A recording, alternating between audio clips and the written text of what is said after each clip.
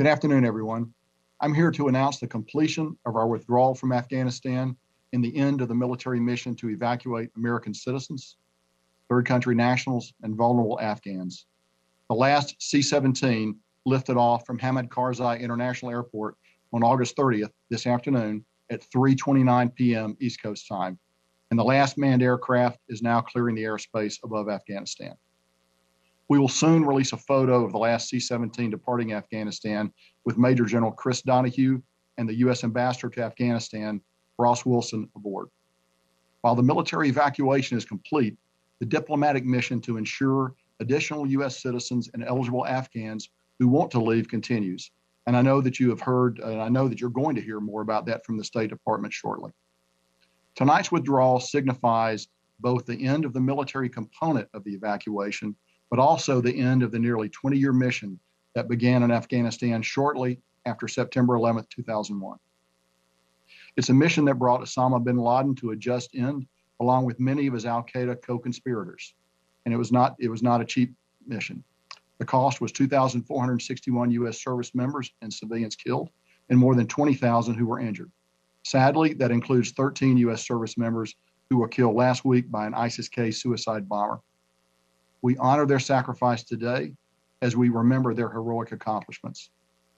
No words from me could possibly capture the full measure of sacrifices and accomplishments of those who served, nor the emotions they're feeling at this moment.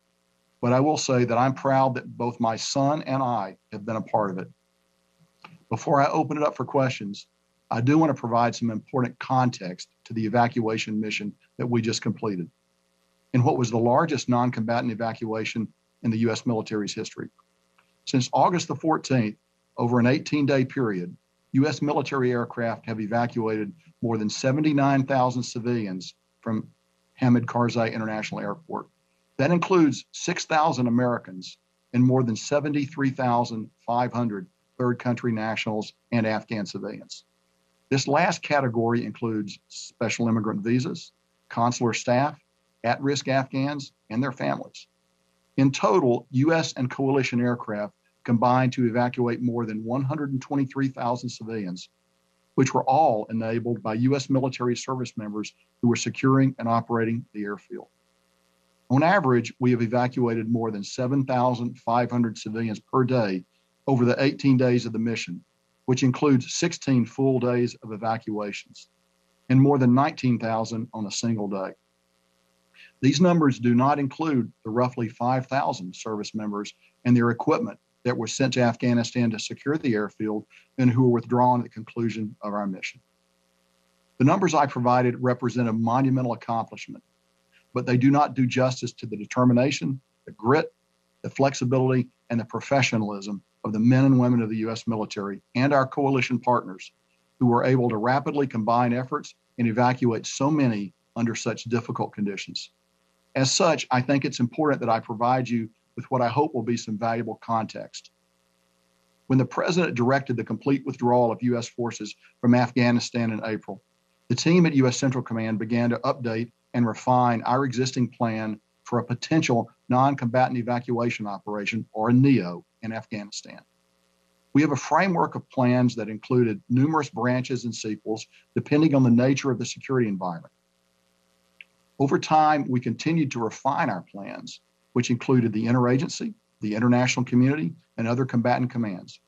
Plans such as this are built upon a number of facts and assumptions, and facts and assumptions change over time.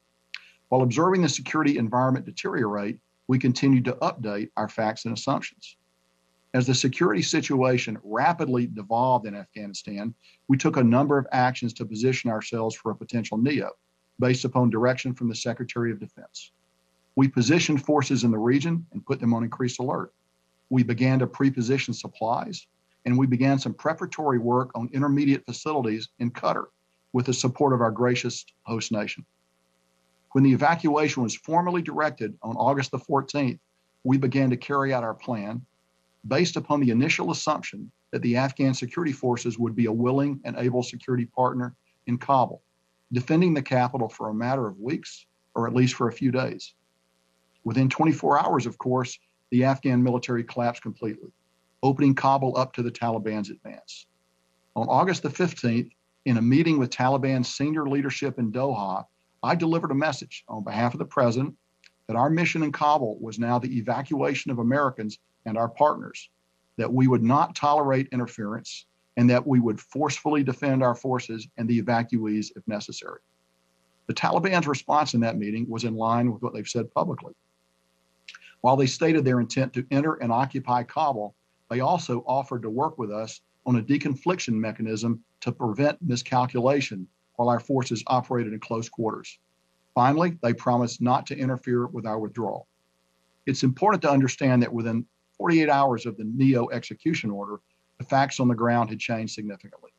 We had gone from cooperating on security with a longtime partner and ally to initiating a pragmatic relationship of necessity with a longtime enemy. Into that environment, Rear Admiral Pete Vaisley and Brigadier General Farrell Sullivan of the Marines, and subsequently Major General Chris Donahue of the Army's 82nd Airborne Division, deployed and employed their forces and did extraordinary work with the leading elements of our reinforcement package to safely close the embassy in one period of darkness, or one evening, to establish a deconfliction mechanism with the Taliban, to establish security at the airport, and to bring in the rest of our reinforcements into the airport. They accomplished this difficult list of tasks within 48 hours of supporting the transfer of the embassy to the airport. I visited Kabul on Tuesday, August the 17th, to see the work being done to establish security firsthand and to observe the transition to the evacuation. I left on a C-17 that brought more than 130 Afghans and American citizens out from Karzai International Airport to Al Udeid Air Base in Qatar. Our men and women on the ground at the airport quickly embraced the dangerous and methodical work of defending the airport while conducting the hand-to-hand screening of more than 120,000 evacuees from 6 different entry points under the airfield. We also conducted 3 separate helicopter extractions of 3 distinct groups of civilians, including at least 185 American citizens, and with our German partners, 21 German citizens. Additionally, U.S. Special Operations Forces reached out to help bring in more than 1,064 American citizens and 2,017 SIVs, or Afghans at risk, and 127 third country nationals, all via phone calls, vectors, and escorting. We have evacuated more than 6,000 U.S. civilians, which we believe represents the vast majority of those who wanted to leave at this time. It would be difficult to overestimate the number of unusual challenges and competing demands that our forces on the ground have successfully overcome. The threat to our forces, particularly from ISIS-K, was very real and tragically resulted in the loss of 13 service members and dozens of Afghan civilians. I've said this before, but I'd like to say it again. We greatly appreciate the contributions of the many coalition partners that stood with us on the ground at Karzai International Airport. I'm just going to single out one nation as an example of the many: the Norwegians, who maintained their hospital at the airport and who were absolutely critical for the immediate care of our wounded after the Abbey Gate attack. Even after the attack, they agreed to extend the presence of their hospital to provide more coverage for us. Our diplomats have also been with us in Kabul from the beginning, and their work in processing over 120,000 people stands right beside that of their military partners. We were a team on the ground. As I close my remarks, I would like to offer my personal appreciation to the more than 800,000 service members and 25,000 civilians who have served in Afghanistan, and particularly to the families of those whose loved ones have been lost or wounded. Your service, as well as that of your comrades and family members, will never be forgotten. My heart is broken over the losses we sustained 3 days ago. As the poem by Lawrence Benyon goes, we will remember them. The last 18 days have been challenging. Americans can be proud of the men and women of the armed forces who met these challenges head on.